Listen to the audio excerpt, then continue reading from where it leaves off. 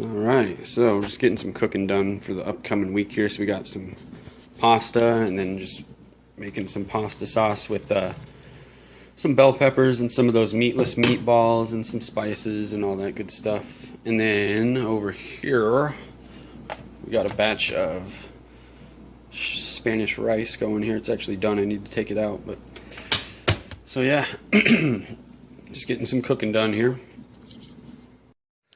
Whew, what's going on out there, everybody? So, just got back from a run. You can probably tell because I'm all sweaty and nasty and stuff like that. But anyway, yeah, I finally wanted to get around to talk about low heart rate training.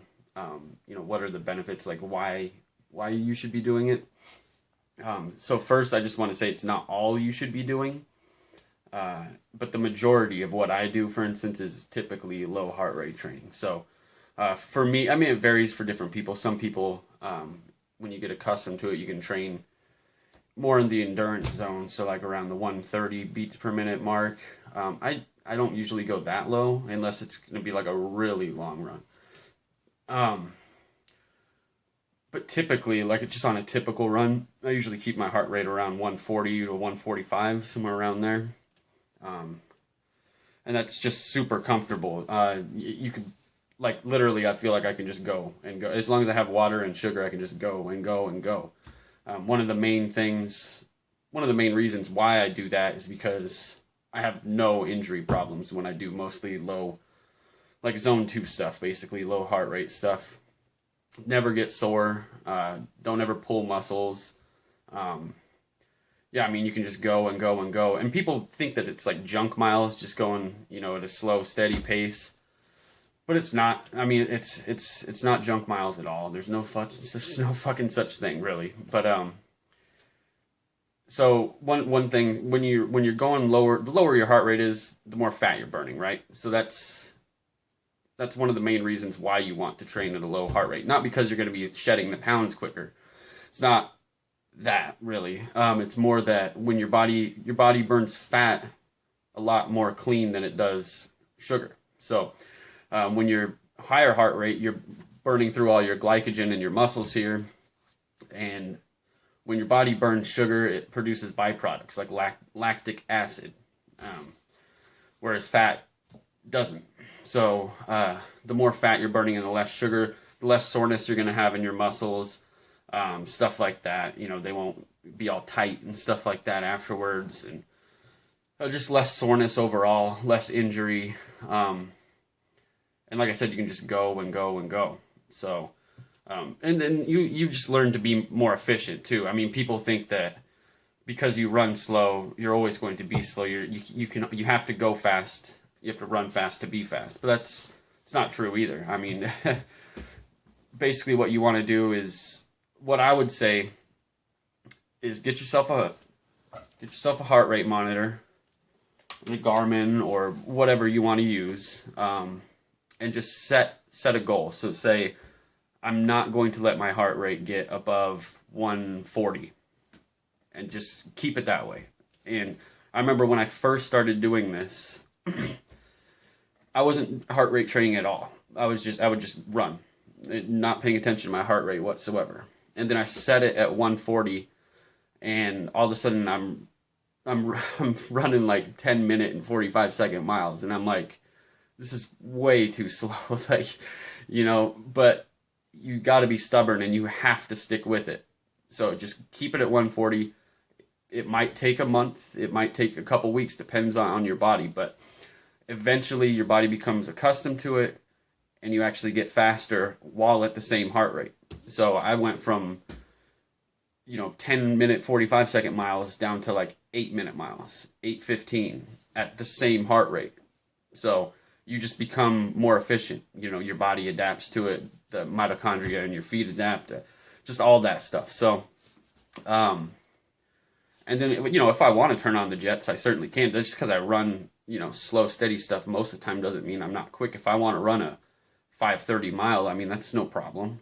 I just go. And then when you're training at a lower heart rate, when you drop down from that high speed back into a slower speed, your heart rate recovers quicker, so it can go back down quicker. But there's a lot of things that can fuck with your heart rate too. So like music, like high speed music, like real intense music, or music that brings emotional, thoughts and memories and stuff like that into your head. Typically don't want to do that if you're doing low heart rate training, which is why a lot of the time I just do like a podcast. I'll just throw on like the Rich Roll podcast, and it's just relaxing. You know what I mean? Although sometimes you get like John Joseph on there, and I'm like, yeah, fuck that. This is bullshit. And then my heart rate jumps up a little bit. But yeah, so that can affect it. Temperature, so hot and cold, both ways can affect it. When it's hot, my heart rate's very, very fucking hard to keep low. And so typically it's going to be about 5 to 10 beats per minute faster if it's hot outside. That's for me anyway. I mean, it could vary with other people. And then same for cold. If it's really cold, my heart rate's going to be about 5 to 10 beats per minute faster than it usually is too, just because your body's working harder to keep you warm, stuff like that. But just stress can also cause it. Your thoughts in your head. If you're thinking about stupid negative shit, it's going to increase your heart rate. You're going to get upset, things like that. So you want to mellow that out. Breathing, you don't want to, the real quick breaths, just deep, slow breaths. So breathe in, breathe out. Focus on your breathing when you're running, and you'll notice if you're not paying attention to it, your heart rate will jump up, probably like 3 or 4 beats per minute. But if you just slow down, focus on your breathing, you'll see it drop. So it'll go right back down to where you want it to be. So that can definitely affect it. Caffeine, typically I do not drink any caffeine before a run, because that'll jack your heart rate up real quick. You won't feel any different really. Even though your heart rate's higher, like today for instance, on my run today, my heart rate was super high. It was just kind of hot out there, and I had caffeine before my run. And I ate before my run. So I mean, that's another thing. If your body's digesting food and running, it's working harder, therefore your heart rate's going to be higher.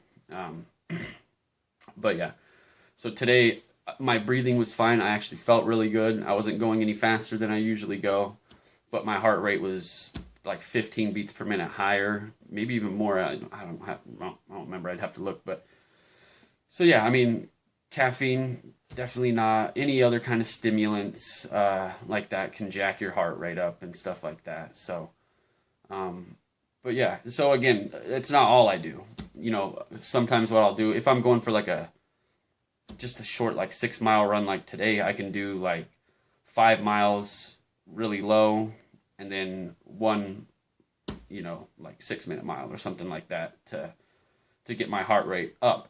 But then on average, your average heart rate for the run is going to be probably 145 or something like that, right?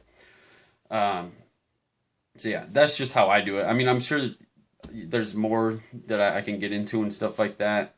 If you have any other questions, just post them down below. I'll answer whatever I can anyway. But yeah, definitely get a heart rate monitor if you're seriously thinking about getting into running or cycling even. I know a lot of people don't think that it's as important as a power meter for cycling, but I think it's still good to have. It's definitely still good data to have. So yeah, get yourself a Garmin where it'll show you all your data. Like mine, I have a screen set up to where I have 7 data fields. So I have my average heart rate, my current heart rate, my average pace, my current pace, how long have I been running, or sometimes I have the time of day on there just because, I need to be back by a certain time or whatever. And then your cadence and speed, or just whatever you want. You can mix it up quite a bit, but it's good to have all that data available anyway. And then you can just kind of monitor your heart rate, and then you can monitor how fast you're going, and you can look at your progress. I would just set it at a number and be patient with it, and it'll pay off. That's all I got to say. So, but anyway, I am going to eat, so I will catch you guys later. Still going in Vlogtober. I know I'm kind of failing at that actually, but it's been crazy though. My work schedule has changed. I got a promotion, so I'm training for my new position. And then, yeah, my schedule is just all over the place right now. So it's been really hard to do videos. and stuff like that. So sorry about that. It should be a little bit easier here starting next week. So, all right, guys, I'm going to get out of here. Until next time, guys, take care.